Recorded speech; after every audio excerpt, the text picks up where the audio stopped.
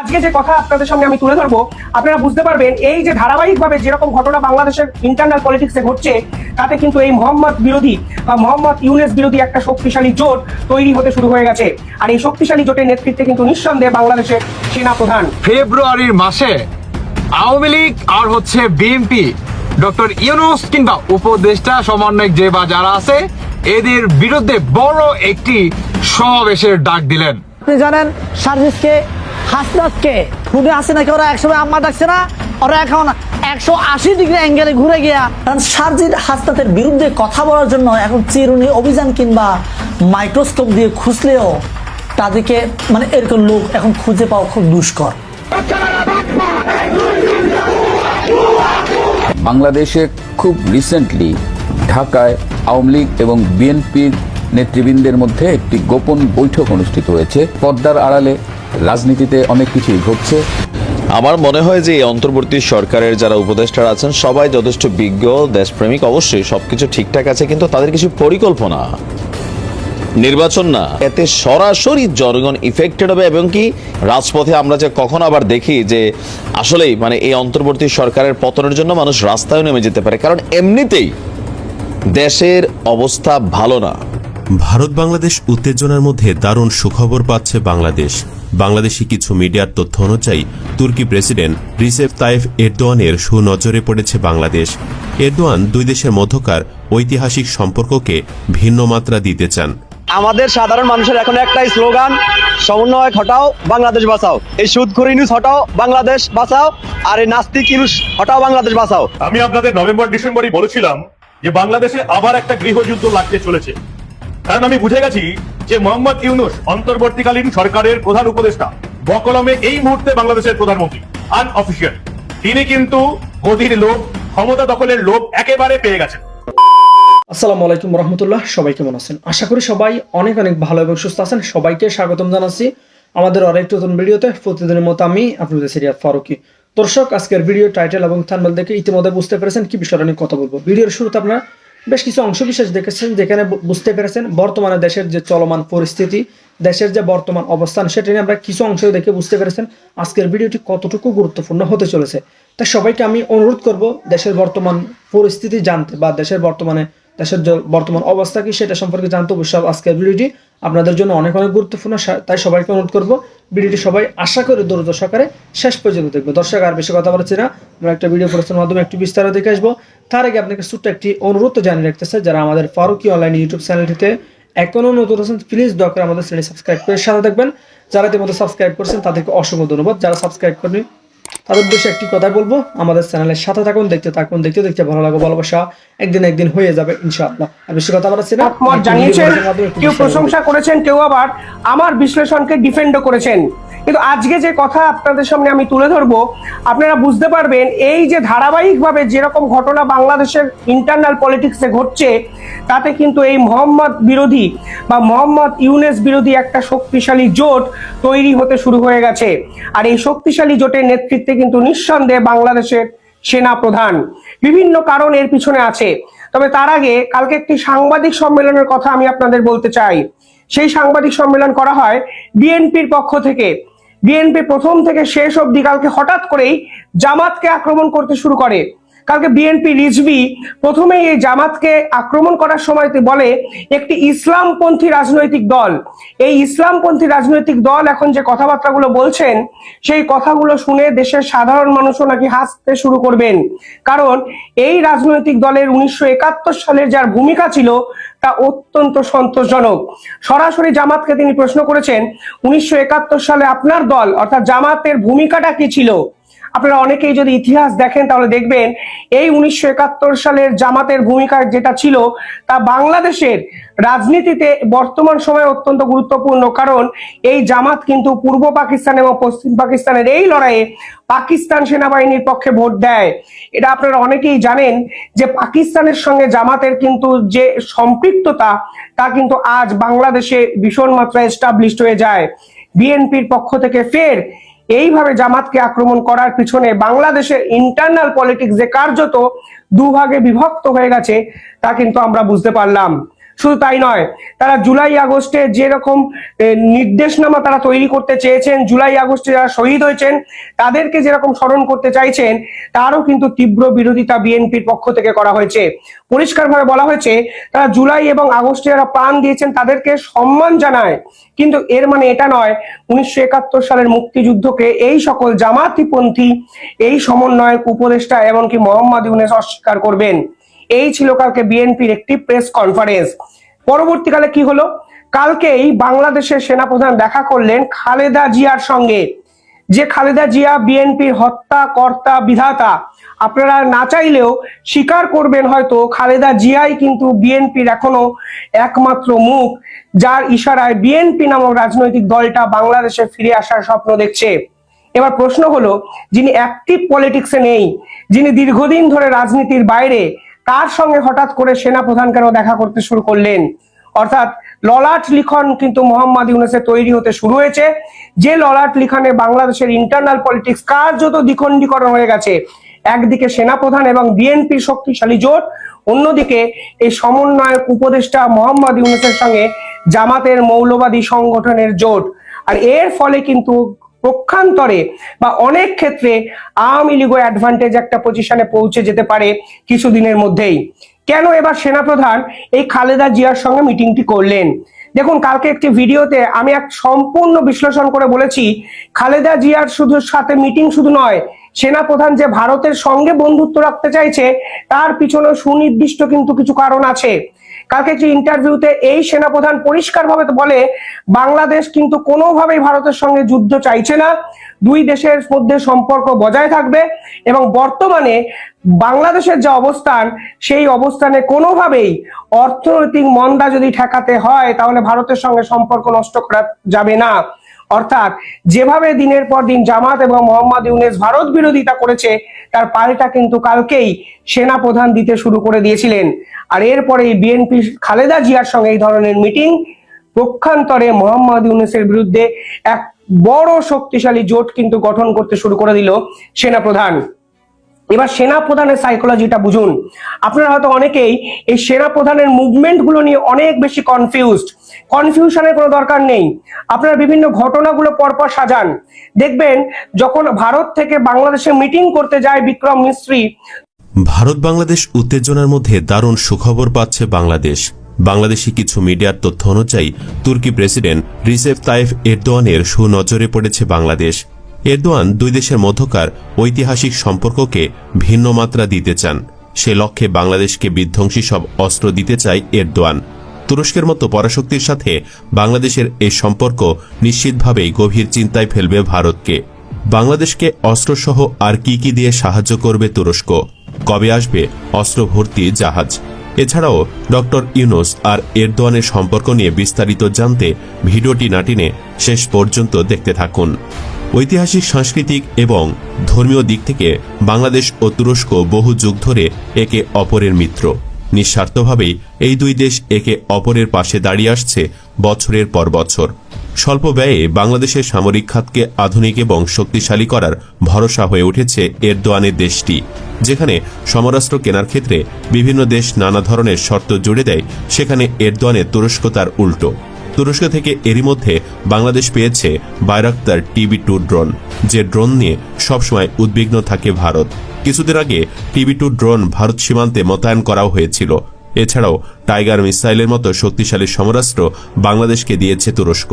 ঠিক একইভাবে বিধ্বংসী ভূমিকম্প থেকে শুরু করে অন্য যে কোনো দুঃসময়ে আঙ্কারার পাশে দাঁড়িয়েছে ঢাকা। ডক্টর ইউনূসের ক্ষমতা গ্রহণের পর ফোন করেছিলেন তুর্কি প্রেসিডেন্ট এরদোয়ান। একই সঙ্গে তিনি বাংলাদেশের বন্যার্থদের জন্য মানবিক সহায়তা দেওয়ার কথাও উল্লেখ করেন। সেই ফোনালাপে প্রেসিডেন্ট এরদোয়ান বাংলাদেশের বন্যা দুর্গত এলাকায় প্রাণহানির ঘটনায় গভীর শোক প্রকাশ করেন। ডক্টর ইউনূস এ সময় তুরস্কের প্রেসিডেন্টকে ধন্যবাদ জানান। পাশাপাশি বাণিজ্য প্রসারের আহ্বান জানিয়ে বলেন, বাংলাদেশের উৎপাদন সহ গুরুত্বপূর্ণ খাতে তুরস্কের বিনিয়োগ প্রয়োজন হবে। এরদোয়ান বলেন, বাংলাদেশের সহায়তায় শিগগিরই তিনি একটি উচ্চ ক্ষমতাসম্পন্ন প্রতিনিধি দল পাঠাবেন। আলাপকালে তিনি প্রধান উপদেষ্টাকে তুরস্ক সফরের আমন্ত্রণ জানান। ডক্টর ইউনূস এই প্রস্তাব গ্রহণ করে বলেন, তিনি সুবিধাজনক সময়ে তুরস্ক সফর করবেন। প্রধান উপদেষ্টা বাংলাদেশ সফরের আমন্ত্রণ জানালে এরদোয়ানও সেই প্রস্তাব গ্রহণ করেন। এরই মধ্যে জানা গেছে তুরস্কের বাণিজ্য প্রতিনিধি দল বাংলাদেশে বিনিয়োগ করতে আগ্রহ প্রকাশ করেছে। তারা বলছে বিনিয়োগের জন্য বাংলাদেশ একটি উৎকৃষ্ট গন্তব্যস্থল। পাশাপাশি বাংলাদেশের ব্যবসা বাণিজ্য বিষয়ক নীতি ও আইনি কাঠামো এবং সার্বিকভাবে বাণিজ্যিক পরিবেশ বৈদেশিক বিনিয়োগের জন্য সহায়ক। বাংলাদেশের অবকাঠামো, নির্মাণ, রেলওয়ে, নবায়নযোগ্য জ্বালানি, অটোমোবাইল, স্বাস্থ্যসেবা, মেডিকেল যন্ত্রপাতি, জাহাজ নির্মাণ, কৃষি এবং হোম অ্যাপ্লায়েন্স প্রভৃতি খাত বৈদেশিক বিনিয়োগের জন্য অত্যন্ত সম্ভাবনাময় বলে উল্লেখ করে বিসিসিআই সভাপতি তুরস্কের উদ্যোক্তাদেরকে বাংলাদেশকে আরও বেশি হারে বৈদেশিক বিনিয়োগে এগিয়ে আসার আহ্বান জানান। সব মিলে তুরস্কের সাথে সম্পর্ক জোরদারের মাধ্যমে বাংলাদেশ হয়ে উঠতে পারে সামরিক ও কূটনৈতিক শক্তিতে আরও প্রভাবশালী। উল্লেখ্য, উসমানীয় খিলাফতের দেশ তুরস্কের প্রতি মুসলিম প্রধান বাংলাদেশের সমর্থন শতাব্দী পুরনো। বিভিন্ন মাধ্যমে জানা যায়, চট্টগ্রামের জাহাজ নির্মাণ অঞ্চল থেকে 17 শতকে অটোম্যান সাম্রাজ্যের প্রয়োজনীয় সব জাহাজ সরবরাহ করা হয়েছিল। এমনকি অটোম্যান সুলতানরা যে পাগড়ি পরতেন তার জন্য বাংলা থেকে নেওয়া হতো বিখ্যাত সেই মসলিন কাপড়। সামরিক অংশীদারিত্বে বাংলাদেশ তুরস্ক সম্পর্ক দ্রুত ছড়িয়ে যাচ্ছে। বর্তমান বিশ্বের সর্বাধুনিক ও শক্তিশালী ড্রোনের সবচেয়ে শীর্ষ উৎপাদক তুরস্ক। অটোম্যান আধিপত্য বিস্তারে মুসলিম দেশগুলোর অন্যতম এই পরাশক্তি দিনকে দিন নিজেদের সামরিক সক্ষমতা নিয়ে যাচ্ছে ধরাছোঁয়ার বাহিরে। ব্যয় সাশ্রয়ী হওয়ায় উন্নয়নশীল দেশগুলোর প্রতিরক্ষায় ভরসা হয়ে উঠেছে আঙ্কারা। 2004 সালে মিলিটারি ট্রেনিং এগ্রিমেন্ট স্বাক্ষরের পর বাংলাদেশও প্রতিরক্ষার জন্য তুরস্কের সামরিক সরঞ্জাম আমদানি করছে। এর মধ্যে রয়েছে কাফলান missile system, Otokar, Cobra tanker, light armour vehicle, medium range guided multiple rocket launcher সহ বিশ্বসেরা বাইরাক্তার ড্রোন। এর আগে 105 ও 155 মিলিমিটারের আর্টিলারি সেল উৎপাদনের প্রযুক্তি বাংলাদেশকে হস্তান্তরের নজির স্থাপন করে তুরস্কের প্রতিরক্ষা কোম্পানি। সন্ত্রাসবাদ দমনেও বাংলাদেশকে সহায়তা চুক্তি করেছে তুরস্ক। বাংলাদেশের সামরিক বাহিনীর 3000-এর বেশি সদস্য তুরস্ক থেকে উন্নত ও আধুনিক প্রশিক্ষণ গ্রহণ করেছে। বিশেষ করে বাংলাদেশের নৌবাহিনীর সাথে দেশটির নৌবাহিনীর রয়েছে গভীর সম্পর্ক। নৌবাহিনীর সবচেয়ে স্পর্শকাতর সোয়ার্ডস ইউনিটও তুরস্কের কাছ থেকে অত্যাধুনিক সামরিক প্রশিক্ষণ গ্রহণ করে। সমরাস্ত্র বিষয়ক গবেষণা প্রতিষ্ঠান স্টকহোম ইন্টারন্যাশনাল পিস রিসার্চ ইনস্টিটিউটের তথ্য অনুযায়ী ঢাকা ইতোমধ্যে আঙ্কারা থেকে কোবরা আর্মার্ড পার্সোনেল ক্যারিয়ার ও শর্ট রেঞ্জ মিসাইল কিনেছে, যে চুক্তি আগে থেকেই করা ছিল। ওইসব অস্ত্র কবে নাগাদ বাংলাদেশে আসবে সে বিষয়ে সঠিক তথ্য জানা না গেলেও এ বছরের মধ্যে যে কোনো সময় সেগুলো বাংলাদেশে পৌঁছাবে বলে জানা গেছে। কূটনৈতিক সূত্র থেকে জানা গেছে, দুই দেশের বিদ্যমান প্রতিরক্ষা সহযোগিতার আওতায় তুরস্ক নির্মিত মাইন থেকে সুরক্ষাকারী যান, সাজোয়া যান এবং বহুমাত্রিক রকেট প্রতিরক্ষা ব্যবস্থাও কিনেছে বাংলাদেশ। বাংলাদেশের কাছে স্বয়ংক্রিয়ভাবে নিয়ন্ত্রিত কামানের গোলা বিক্রির বিষয়ে দুই পক্ষের মধ্যে চুক্তি সই হয়েছে। এসব অস্ত্র খুব শীঘ্রই বাংলাদেশে আসবে। এছাড়া বাংলাদেশের কাছে সামরিক হেলিকপ্টার ও ট্যাঙ্ক বিক্রিতে আগ্রহী তুরস্ক। তুরস্কের একটি কোম্পানি বাংলাদেশ মেশিন টুলস ফ্যাক্টরিকে শেল বানানোর প্রযুক্তি দিয়েছে। এছাড়া নৌবাহিনী ও কোস্ট গার্ডের টহল নৌযান তৈরির জন্য প্রযুক্তি হস্তান্তরের প্রস্তাব করা হয়েছে। জানা গেছে 2018 সালে তুরস্ক থেকে বাংলাদেশ উল্লেখযোগ্য পরিমাণ সমরাস্ত্র কিনেছে। ওই বছর গ্রাউন্ডেড সার্ভিলেন্স রাডার, কৌশলগত সাজোয়া যান কোবরা 2 সহ কয়েক ধরনের সাজোয়া যান বহনযোগ্য জ্যামার কেনা হয়। পরবর্তী বছরগুলোতে অফশোর ক্রেন, সাজোয়া যান এবং ambulance, missile launching system, Oerlikon Skyguard radar system সহ নানা ধরনের সমরাস্ত্র কেনাকাটা হয়েছে। চলতি বছরের মার্চ থেকে ডিসেম্বর পর্যন্ত বাংলাদেশ থেকে স্পেশাল সিকিউরিটি ফোর্স, পুলিশ ও আনসারের আরও 7টি প্রতিনিধি দল বিশেষায়িত প্রশিক্ষণ নিবে তুরস্কে।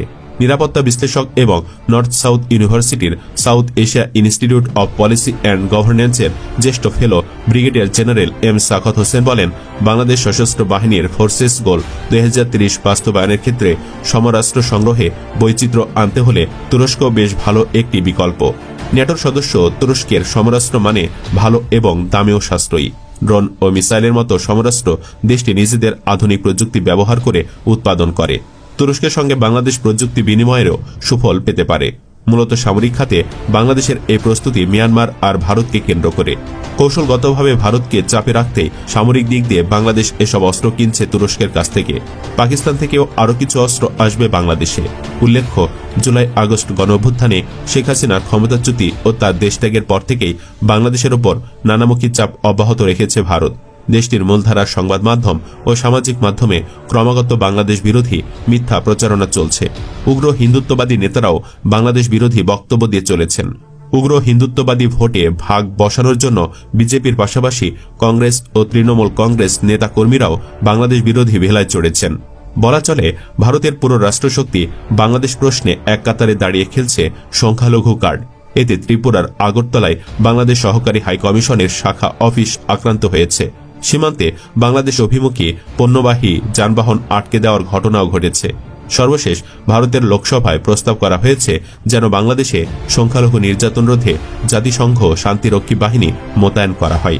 যুদ্ধের ডাকও দিয়েছেন ভারতের অনেক নেতারা। যদিও বিশেষজ্ঞরা বলছেন মিথ্যা অভিযোগে ভারতের এমন চাপ প্রয়োগের নীতিতে বাংলাদেশের ক্ষতি হবে সামান্যই, বরং ভারতেরই হতে পারে অনেক ক্ষতি। শেখ হাসিনার 16 বছরের শাসনামলে ভারত পেয়েছে অনেক কিছু।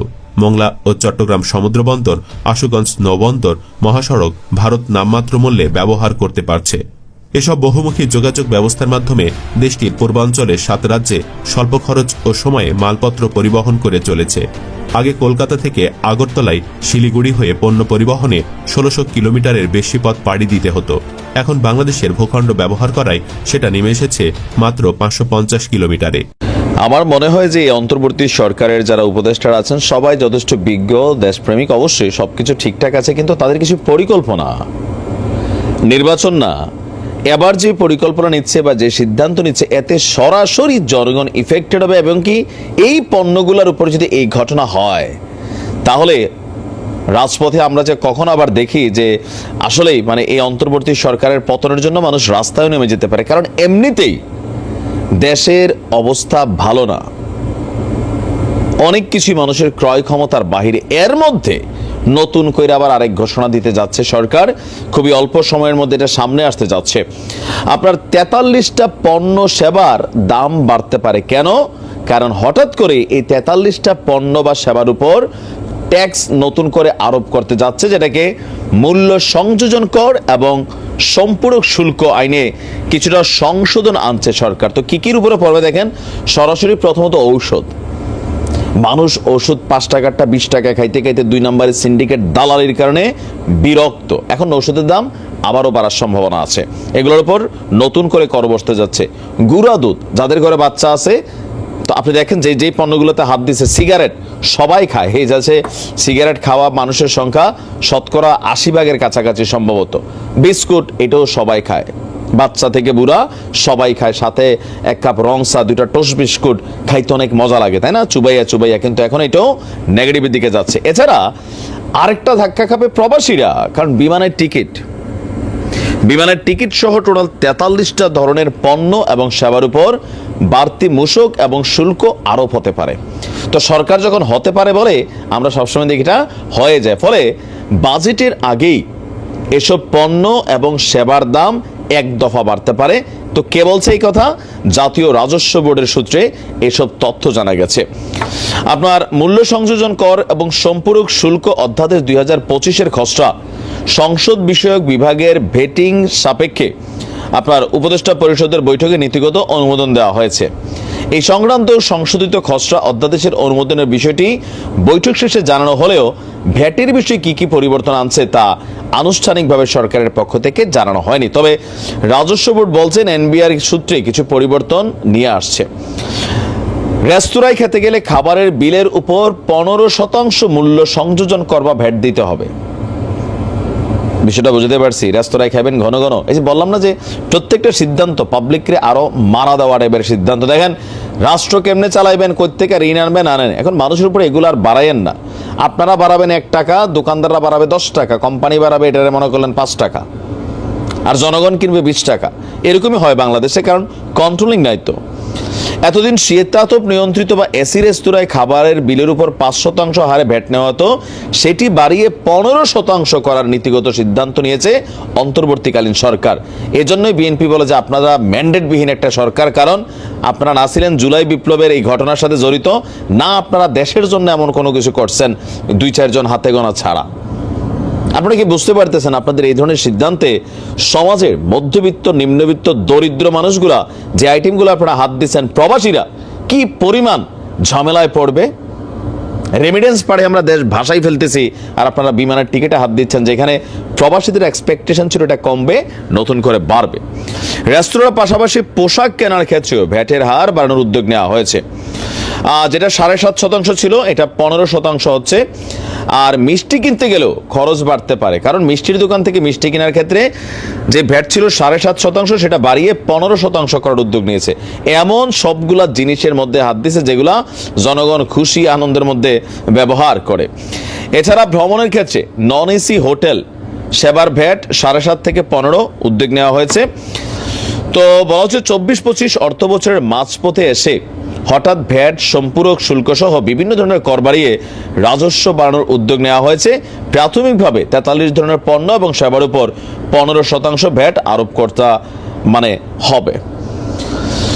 এখন আমরা যেটা বুঝছি আর কি, যে আমাদের উপদেষ্টা, অর্থ উপদেষ্টা যিনি ছিলেন, বিজ্ঞ মানুষ, অনেক টাকা পয়সা আছে ওনাদের মনে হয়, উনি বলছেন যে এই কর বাড়লেও নাকি দ্রব্যমূল্যের উপর আসলে ওইরকম ইফেক্ট পড়বে না। আপনারা কোন ক্লাসে পড়ছেন?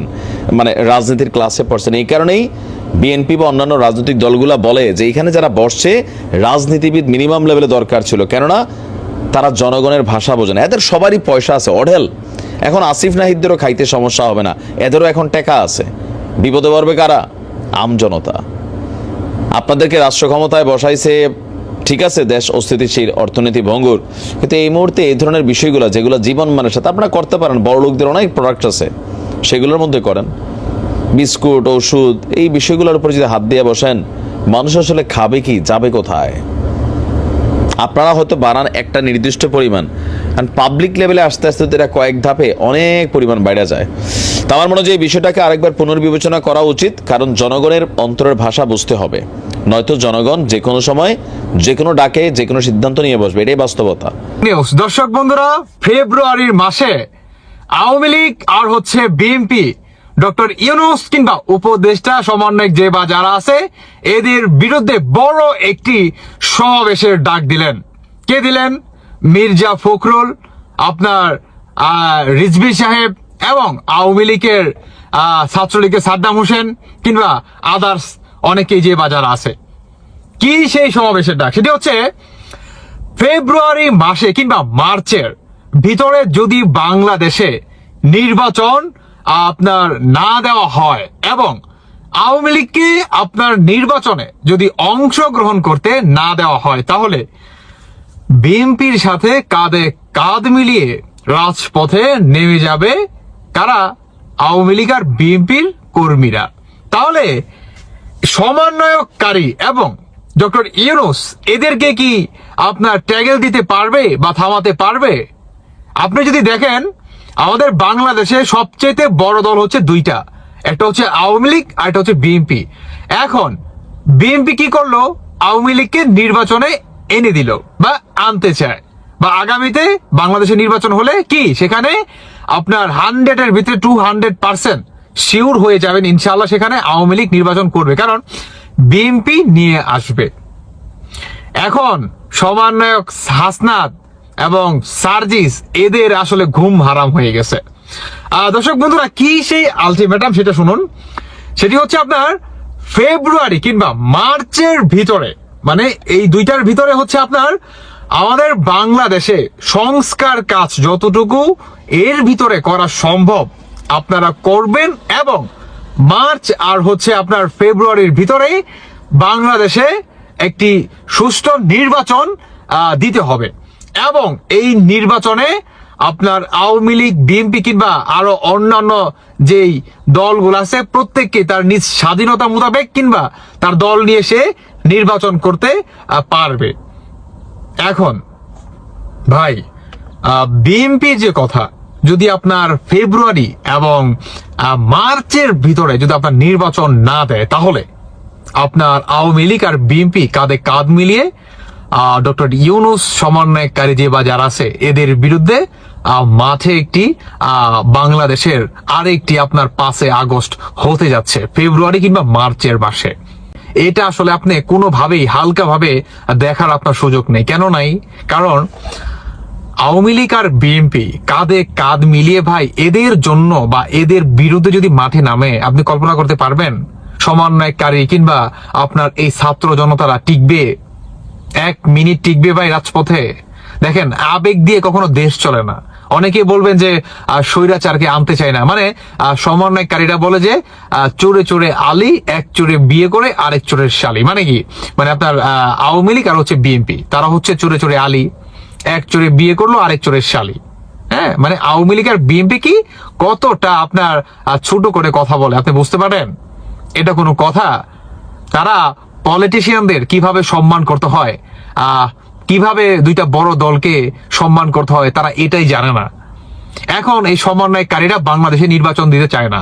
তারা বলে যে আপনার বাংলাদেশে 5 বছর কিংবা 2 বছর 3 বছর নির্বাচন হয় কিনা সন্দেহ আছে।